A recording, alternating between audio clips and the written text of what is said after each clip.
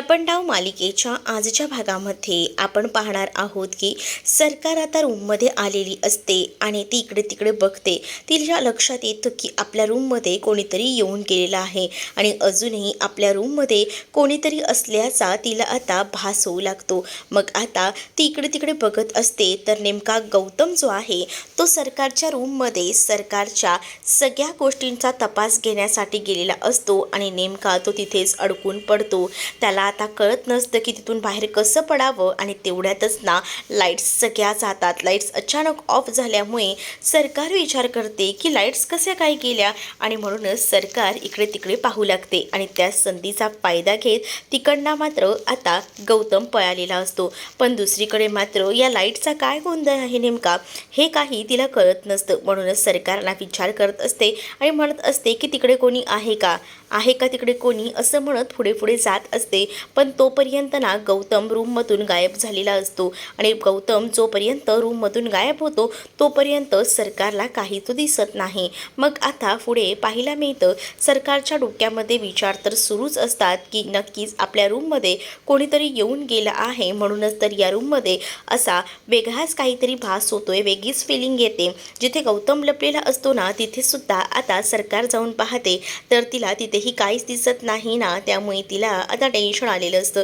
ती विचार करू लागते की नाही काहीतरी चुकते, पण काय या सगळ्या गोष्टींमध्येच ना आता ती रमलेली असते. तर पुढे मात्र आता रील बनवताना इकडे कुल्फीची आई हिला सुद्धा त्रास होत असतो. ती म्हणत असते की काय यार ही लाईटही जाते, मला आता पुन्हा रील बनवावी लागेल. किती छान शूट झाला होता तो व्हिडिओ, पण या लाईटमुळे एवढा गोंधळ होतोय ना असं ती म्हणत असते आणि पुन्हा एकदा आता रील बनवायला सुरुवात करते. जेव्हा ती रील बनवत असते ना पुन्हा एकदा तेव्हा तर तिच्या मागे ना गौतम येऊन उभा राहिलेला असतो. गौतमला आलेलं बघून आता ती खूप जास्त चिडते. गौतमला ती म्हणत असते की काय चाललंय यार गौतम, मला जरा एकटीला तरी राहू दे ना, मला करू दे ना माझं काम, कशाला मध्ये मध्ये डिस्टर्ब करतोय, मी महत्त्वाचं काम करते, मला रील बनवायची आहे असं बोलून ती आता गौतमला ओरडत असते. तर गौतम म्हणतो इथे काय चाललंय आणि तुझं काय चाललंय, काय चाललंय, घरात तर सगळं काही नीट आहे, उगाच आहे ना काही बोलू नका, सगळ्या काही गोष्टी घरात व्यवस्थित चाललेल्या आहेत, इथे माझंच काम अडून राहिलंय, मला तेवढं ना एवढ्या व्हिडिओचं काय ते बघू द्या, मग बघा तुम्हाला काय करायचं आहे ते. अगं व्हिडिओ काय काढत बसली आहेस असं म्हणून आता तो तिच्यावर वैतागत असतो. पण तिथे कुल्फीची आई काही ऐकून घ्यायच्या मनस्थितीत नसते. गौतमला माहिती झालेलं असतं की सरकारमध्ये काहीतरी खोट आहे, पण ती खोट आता त्याला सांगता येत नसते, कारण या घरातले ना सगळेच ना त्या सरकारचे चमचे झालेले असतात. कधी जाऊन त्या सरकारला सांगतील ना याचा सुद्धा नेम नाही. म्हणूनच ना आता तो तोंडावर थोडा निर्बंध ठेवतो आणि तो मात्र या सगळ्या गोष्टींना काही झालं तरी सुद्धा आपल्या बायकोलाही सांगत नाही. आता तिकडनं गौतम गेल्यानंतर पुन्हा एकदा रील बनवायचं काम हे सुरूच असतं. तर दुसरीकडे मात्र आता दुसऱ्या दिवशी सकाळी कानाच्या घरी वर्गणी मागायला काही मुलं आलेली असतात आणि कानादादा कुठे आहे असं म्हणतात. कानादादाकडे काय काम आहे रे तुमचं मुलांनो, अगं वहिनी आम्हाला ना ती थोडी वर्गणी हवी होती म्हणून आलो होतो. कसली वर्गणी? 31ची वर्गणी, आम्ही आपल्या चाळीमध्ये ना 31 सेलिब्रेट करतो ना, मग त्याचीच वर्गणी जमा करायची आहे, त्यासाठी मी आलेलो आहोत असं देखील ती मुलं बोलत असतात. अच्छा असं का, मग त्यासाठी तुमचा कानादादाच तुम्हाला हवंय का, वहिनीने तुम्हाला वर्गणी दिली तर चालणार नाही का, द्या ना वहिनी वर्गणी, चालेल ना, कानादादा कुठे गेलाय, कानादादा ना फ्रेश होतोय, तोपर्यंत मी देते वर्गणी असं बोलून ना आता सखी पुढे सरसावते. पण ज्यावेळेला सखी वर्गणी द्यायचा विचार करते ना तेव्हा ती पटकन जाऊन ना 50 रुपये घेऊन येते. पण तिला आता 50 रुपये द्यायचं सुद्धा लाज वाटत असतं, कारण ती एवढी मोठी मालकीन आहे आणि ती आज 50 रुपये देते.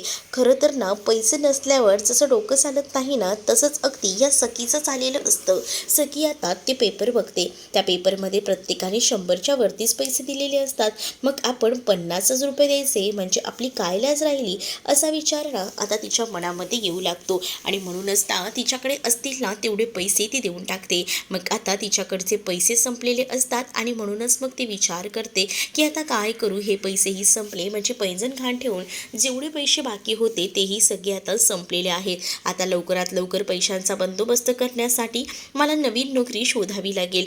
जेव्हा मी नोकरी शोधेन तेव्हाच मला पैसे मिळतील आणि तेव्हाच माझं काम होईल. असं बसून चालणार नाहीये, जॉबसाठी काहीतरी प्रयत्न तर करावेच लागतील असं असाच विचार ना आता सखी करू लागते आणि सखीला आता लक्षात येत असतं की घरात बसून काहीच होणार नाही आहे. आपल्याला स्वतःचे जर पैसे हवे असतील, त्या कानाच्या भरोशावर राहायचं नसेल, तर आपण आता स्वतः असे पैसे कमवायला हवेत असाच विचार करून ना आता सखी नोकरी करायचं डिसिजन घेते. दुसरीकडे आता सरकार डायनिंग टेबलवर सगळ्यांसोबत नाश्ता करायला आलेली असते आणि जेव्हा ती नाश्ता करायला येते ना, तेव्हा मात्र आता सगळीच जण इकडे तिकडे पाहू लागतात आणि त्याच वेळेला आता सरकारला पाहून सगळीच जण एका जागेवर उभी असतात. तर सरकार म्हणत असते की मला तुम्हा सगळ्यांना एक विचारायचं आहे की काल माझ्या रूममध्ये कोण आलं होतं, खरं खरं उत्तर द्यायचं आहे. त्यावर मीनाक्षी म्हणत असते की मी काही आली नाही आहे तुमच्या रूममध्ये, कारण मी ना काल रात्री तर माझं पुस्तक वाचत बसले होते. अच्छा, तू नाही आलीस, मग कोण आलं होतं माझ्या रूममध्ये? पुरुषोत्तम बोलतो की नाही, मीही नाही आलो होतो. त्यावर पुरुषोत्तमचा तर ती अपमानच करते. तू काय येशील रे, तुला साधं रूमच्या बाहेर आणि रूमच्या आतमध्ये यायलासुद्धा परवानगी लागत असते. तू भित्रा आहेस, तू काही हे काम करणार नाहीस. मग माझ्या रूममध्ये आलं तरी कोण होतं, असं स्वतः सरकार म्हणत असते. सरकारला तिच्या काही वस्तू हललेल्या दिसत असतात आणि तिला डाऊट येत असतो की या सगळ्याच्या मागे नक्कीच काहीतरी शिजते, पण नेमकं काय हे तिला आता शोधून काढायचं असतं आणि यासाठी ती सगळ्यांची उलट तपासणी घेत असते. तर सरकार जी आहे, जेव्हा ती बोलत असते ना, तेव्हा मात्र आता ती या कुल्फीच्या आईला सुद्धा विचारते आणि तिला म्हणते की सांग तू काय करत होतीस, म्हणजे मलाही समजू दे ना की नेमकं काय चाललेलं होतं तुझं ते.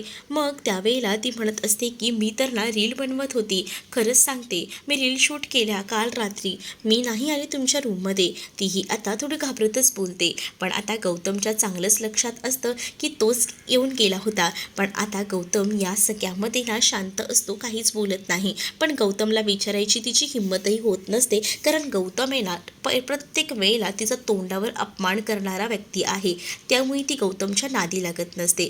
गौतमच उलट तिला म्हणत असतो की काय चाललंय काय, म्हणजे एवढी मोठी तपासणी कशाला, आणि ती सुद्धा एवढी उलटसुलट, काय गरज आहे हे सगळं एवढं करण्याची, असं देखील आता गौतम जो आहे तो म्हणत असतो. घर हे प्रत्येकाचं आहे आणि तसं नाही की कोणी कोणाच्या रूममध्ये जात नाही, आणि तुझ्या रूममध्ये कोणी काही गेलं तर तुला काय प्रॉब्लेम आहे, काही ठेवलंयस का रूममध्ये, असं देखील उलट प्रश्न विचारतच गौतम तिला भंडावून सोडतो. त्याबरोबर सरकार आता शांतच राहते, कारण तिला माहिती आहे या माणसाच्या नादाला कोण लागेल. ह्याने जर आपलं पोखरून काढायची सुरुवात केली ना, तर सगळंच आपण संपून जाऊ हेही तिला माहिती असतं आणि म्हणूनच ना आता ती शांत असते. मात्र आता सरकारच्या पुढे जायची हिंमत आहे ना कोणीही करू नका. तर दुसरीकडे कामाचं काय झालं, आपल्याला बरेच पेंडिंग पेमेंट्स द्यायचे आहेत, असं देखील सरकार बोलत असते. त्यावर पुरुषोत्तम सरकारला सांगत असतो की काम तर होतच राहील, पण सध्या सखी नाही आहे त्यामुळे खूप प्रॉब्लेम झाला आहे, असं देखील आता सरकारला तो सांगत असतो. आणि त्याच वेळेला सरकार ही विचारांमध्ये हरवलेली असते. तर दुसरीकडे मात्र त्याच्या टेबलवर बसलेली सरकार हिचं बरोबर लक्ष गौतमकडे असतं. गौतमच्या हालचाली आणि या सगळ्या गोष्टींवर ना तिला डाऊट येत असतो, पण गौतमही तितकाच हुशार असतो. गौतमने आता या गोष्टी कोणाला सांगितलेल्या नसतात. दुसरीकडे मात्र आता सखी बाहेर आलेली असते आणि ती आता जानूशी बोलत असते. जानूला म्हणत असते की मला ना पैसे कमवायचे आहेत. त्यावर जानू तिला म्हणते की अगं तू कशाला पैसे कमवतेस, तसंही काना आहे ना पैसे कमवायला, तो तुला देऊ शकतो की पैसे. नाही गं, मला असे माझे स्वतःचे पैसे कमवायचे आहेत, कोणावर अवलंबून राहायला मला नाही आवडत. त्यामुळे जर माझे पैसे स्वतःचे असतील तर ते खर्च करताना सुद्धा मला कोणी रोकटोक करणार नाही. त्यामुळे ना मला स्वतः असे स्वतःचे पैसे कमवायचे आहेत, असं देखील ती आता म्हणत असते. त्यावर मात्र असं काही नसतं ग संसारात, जे कानाचं आहे ना तेच तुझं आहे. नवरा बायकोचं नातं हे असंच असतं, माझं तुझं करायचं नसतं. सगळ्या काही गोष्टी दोघांमध्ये वाटून घ्यायच्या असतात, असं देखील जानू आता समजावूनच सखीला सांगत असते. आणि जेव्हा आता या सगळ्या गोष्टींना ती सखीला सांगते, तेव्हा मात्र आता सखी पाहतच राहते. मात्र आता सखी ही विचार करत असते, कारण जानू बोलते ते सुद्धा परफेक्ट आहे. तर दुसरीकडे मात्र आता काना आलेला असतो आणि काना हे सगळं ऐकतो. काना म्हणत असतो की आज कोण कोणाला सांगतंय बघा, म्हणजे आता संसाराचे धडे तूही द्यायला लागलीस की काय जानू? इतक्या लवकर या सगळ्या गोष्टी कशा काय कळायला लागल्यात मॅडम तुम्हाला? असं देखील आता कान्हा मुद्दामूनच तिला बोलून तिची मजा घेत असतो. त्यावर कानाला ती म्हणत असते की अरे या सगळ्या गोष्टी थोड्या का होईना माहिती असतातच की, आणि जर बहिणीला ह्या गोष्टी माहीत नसतील तर थोडं आपण शिकवाव्यात. दुसरीकडे त्यांच्या चाळीतला एक मुलगा ना इंटरव्ह्यूसाठी आता बाहेर पडत असतो आणि त्याच वेळेला तो काही 2 इंग्लिश शब्द बोलून दाखवतो. ज्या वेळेला तो आता हे 2 शब्द इंग्लिशमध्ये बोलून दाखवतो ना, तेव्हा कान्हा त्याच्यावर चिडतो आणि कान्हा त्याला म्हणत असतो की अरे अरे अरे असं नाही रे, आणि त्याच्यामध्ये सुधारणा करतो. आणि त्याच वेळेला तुला इंग्लिश एवढं कसं यायला लागलं असा प्रश्न मुळात ना सखीला पडलेला असतो. त्यावर कान्हा म्हणत असतो की मला येतं, तुला काय वाटलं मला काहीच जमत नाही का? मला बऱ्याच गोष्टी ना अशा येतात, माझ्याकडे मल्टी टॅलेंट आहे असं देखील तो आता म्हणत असतो.